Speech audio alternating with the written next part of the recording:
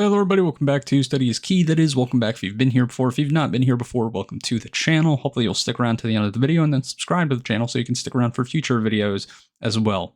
So we're going to get straight into it today. 1 John 2, verses 18 and 19. What is John saying? Is John teaching the perseverance of the saints? Is John saying, once a believer, always a believer? I don't think so.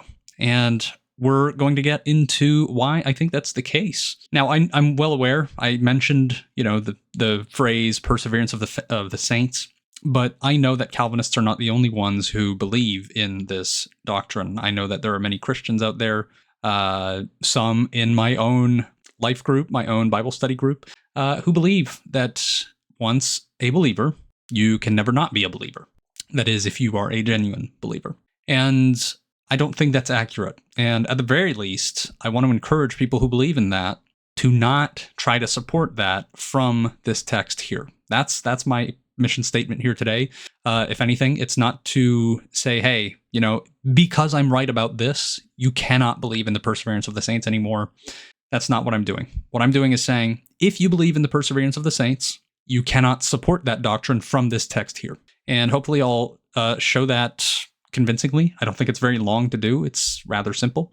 But let's get into the text here. 1 John 2:18 says, "Children, it is the last hour. And as you have heard that Antichrist is coming, so now many Antichrists have come. Therefore, we know that it is the last hour. They went out from us, but they were not of us. For if they had been of us, they would have continued with us. But they went out that it might become plain that they all are not of us." So this is the text that people will point to, at least one text that people will point to defend the idea that once a believer, always a believer. Now, even just on the surface here, the English text, right?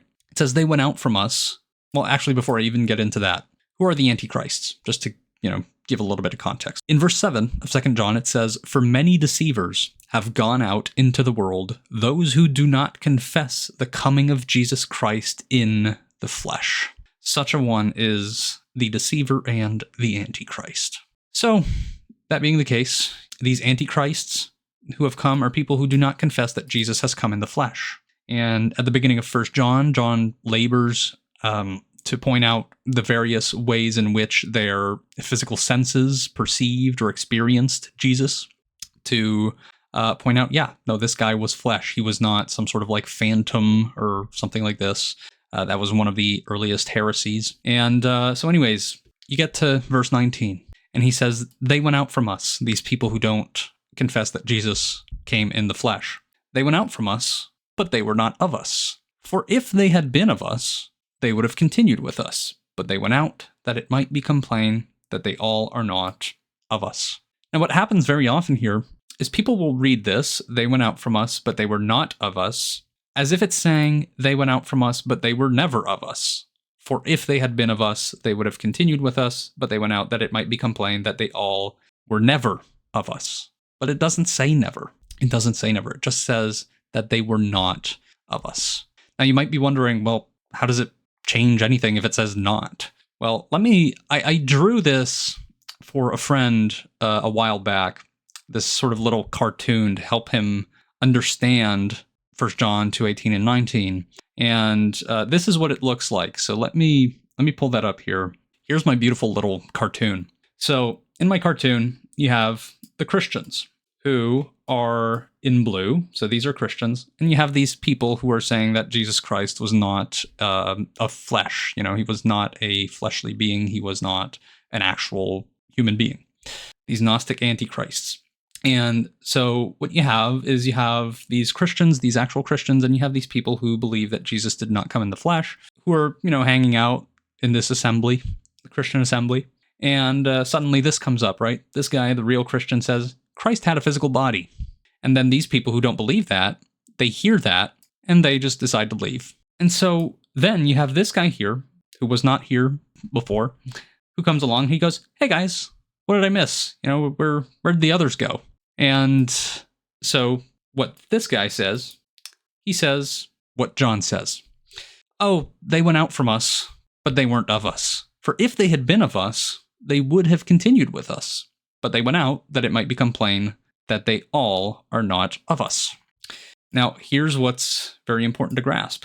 It's not saying that nobody can go from being of us to no longer being of us, but that if someone does not continue with us, it indicates that they're not of us, not necessarily that they were never of us.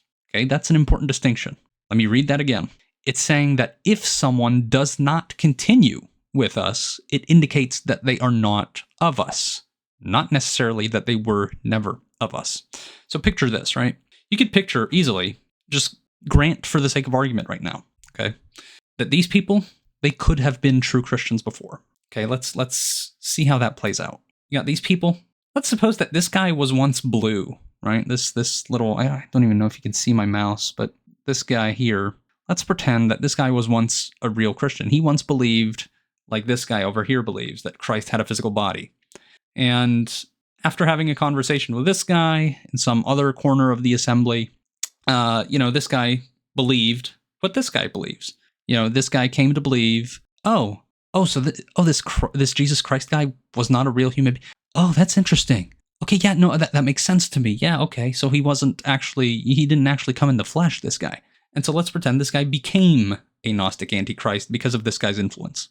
Well, now, if they're all hanging out in the Christian assembly someday, should be Sunday,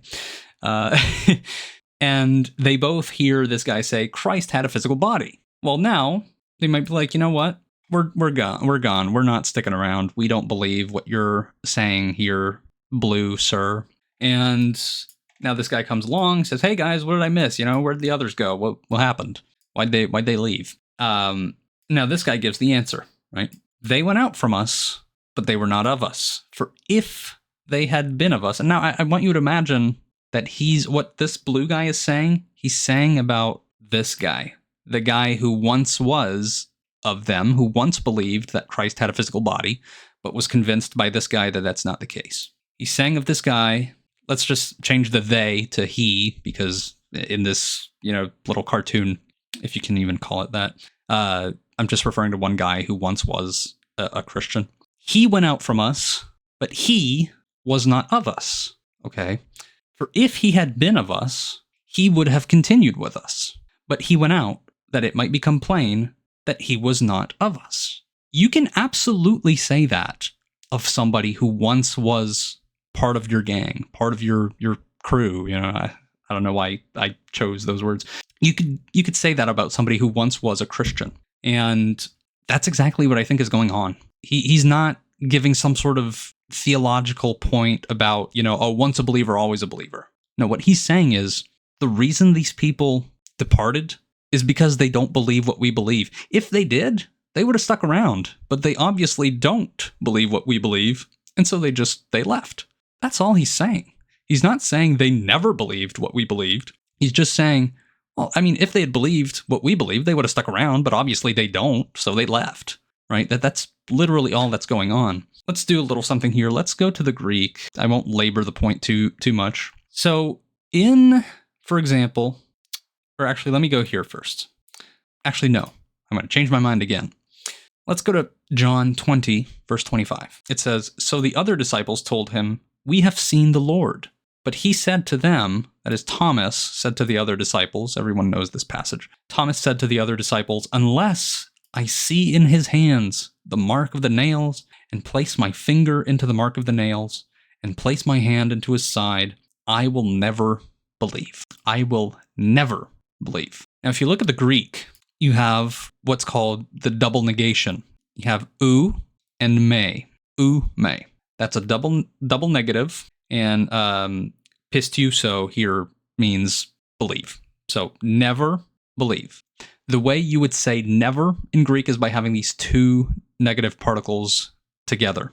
Now, that's not to say, by the way, that a single particle cannot mean something like never, right? Let's just imagine that he had just said, unless I see in his hands the mark of the nails, and place my finger into the mark of the nails, and place my hand into his side, I will not believe. Well, practically speaking, that would still mean never, right? Because if the thing that he says needs to happen for him to believe never actually comes about, then even him just saying, unless this happens, I will not believe, it still just sort of naturally translates to, I'll never believe, right?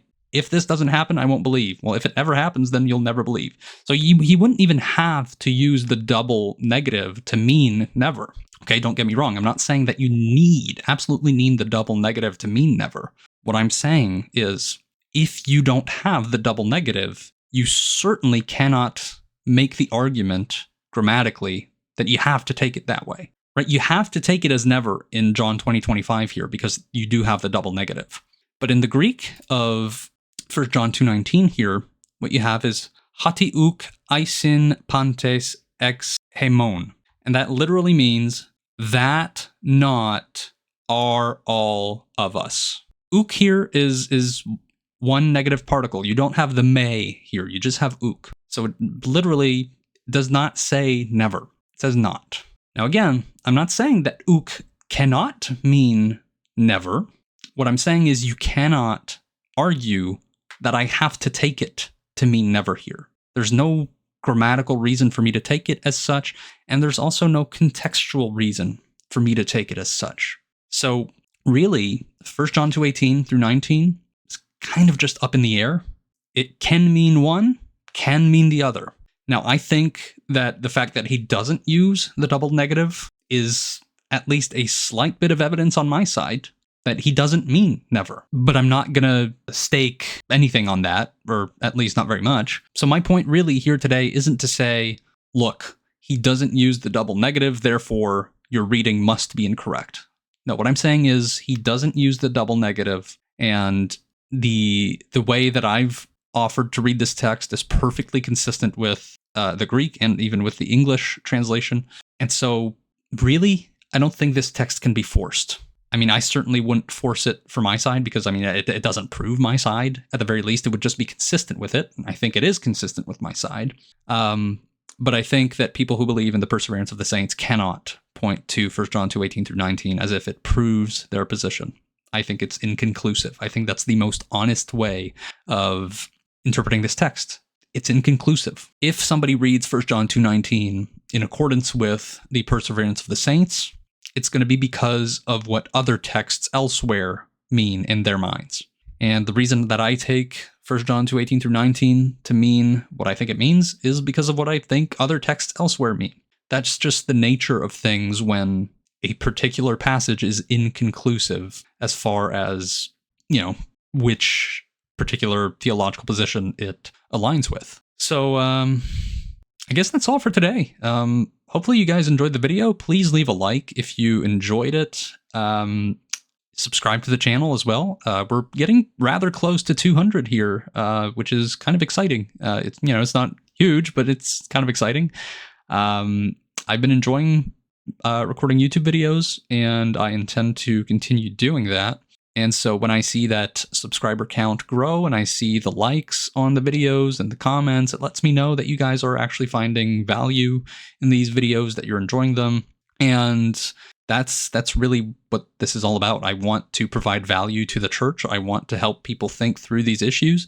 If I have people on my side on an issue who are making bad arguments to defend my side, I'm going to call out those bad arguments for people on my side. And by the way, I'm not saying this to say that I am somebody who believes in the perseverance of the saints. I don't. I'm just talking about other issues. So on this channel, you will probably find videos that you find very informative and helpful to your position, and you'll probably find some that you won't like so much. But I'm trying to be objective. I'm just trying to read scripture as it should be read. I think that exegesis is the way to go.